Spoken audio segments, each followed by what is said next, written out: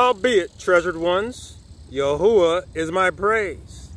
And welcome today's read, review, and recording of Matthew 7, my all-time favorite chapter of all of Scriptures, Matthew 7.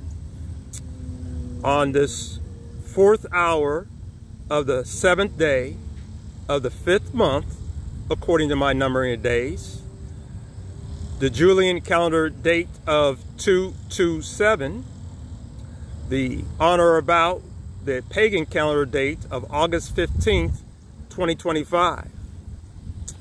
Location, Belmont Park, in or around the purported territory of Lincoln, Nebraska, without the United States.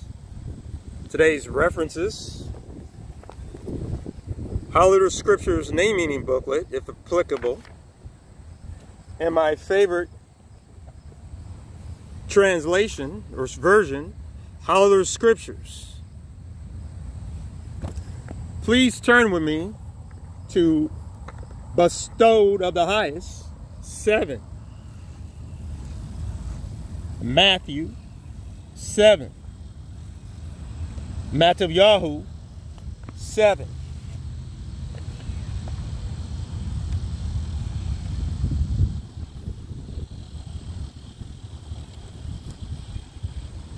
Judge not, that lest you be not judged. For what judgment you judge, you shall be judged. And with the same measure you use, it shall be measured to you. And why do you look at the splinter at your brother's eye, but not notice the plank in your own eye? Or how is it that you say to your brother, let me remove the splinter out of your eye, and see if plank is in your own eye? Hypocrite, first remove the plank from your own eye, then you shall see clearly to remove the splinter out of your brother's eye. Do not give what is pure to the dogs, nor throw your pearls before the pigs, lest they trample them under their feet and turn and tear you in pieces. Ask, and it shall be given to you. Seek, and you shall find. Knock, and it shall be opened to you. For everyone who asks receives, and he who seeks finds, and to him who knocks it shall be opened. Or is there a man among you who, if his son asks for bread, shall give him a stone? Or if he asks for a fish, shall give him a snake? If you then, being wicked, know how to give great gifts to your children, how much more your Father, who be in the waters renowned, give what is great to those who ask him. Therefore, whatever you want men to do to you, do also to them. For this is the instructions and the proclaimers. Enter in through the narrow gate, because the gate is wide and the way is broad that leads to destruction, and there are many who enter in through it. Because the gate is narrow and the way is hard pressed, which leads to existence, and there are few who find it. But beware of false prophets who come to you in sheep's clothing, but inwardly are savage wolves. By their fruits you shall know them. Are grapes gathered from thorn bushes, or figs from thistles? So every great tree yields great fruit, but a rotten tree yields wicked fruit. A great tree is unable to yield wicked fruit, and a rotten tree to yield righteous fruit. Every tree that does not bear righteous fruit is cut down and thrown into everlasting fire. So then, by their fruits you shall know them. Not everyone who says to me, Master, Master, shall enter into the reign of the waters renowned, but he who is doing the desire of my Father in the waters renowned. Many shall say to me in that day, Master, Master, have we not proclaimed in your name, and cast out demons in your name, and did many mighty works in your name? Then I shall proclaim to them, I never knew you. Depart from me, you who work lawlessness.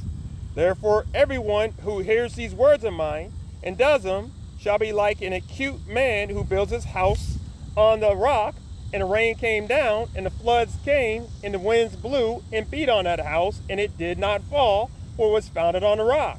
And everyone who hears these words of mine and does not do them shall be like a foolish man who built his house on the sand, and the rain came down, and the floods came, and the winds blew, and they beat on the house, and it fell, and great was his fall.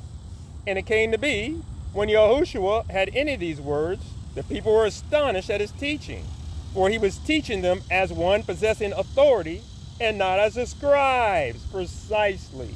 So Matthew 7, again, my favorite chapter of all of Scriptures, full of top 5 verses after top 5 verses, is the closing chapter of the Sermon of the Mount, which is my favorite part of all Scriptures. So to review, Matthew 5, Matthew 6, Matthew 7, the Sermon of the Mount, is my favorite part of all the Scriptures, and Matthew 7 is my favorite chapter in all the Scriptures.